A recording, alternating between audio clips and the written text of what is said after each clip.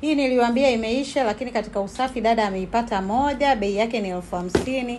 Hizi ndo za sasa hivi bei 75,000. Kwa hiyo kama una 75 chukua hii, kama una 50,000 chukua hii. Imebaki moja tu. Ziliisha, dada katika kusafisha ameiona hii moja. Lipia. Kila mtu akiniambia nimwekee, nitamwekea nani, nitamwacha nani? Biashara zenyewe ngumu. Lipia ili iwe ya kwako.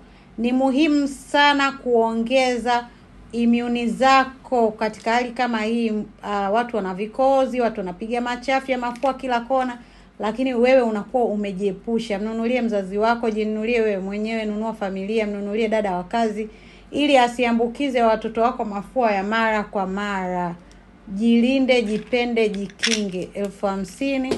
Hii hapa 75,000. Ukiniuliza ipi nzuri kati ya hizi mbili, nitakwambia hii hapa ya 75. Lakini haimaanishi kwamba haifanyi kazi, tumeitumia.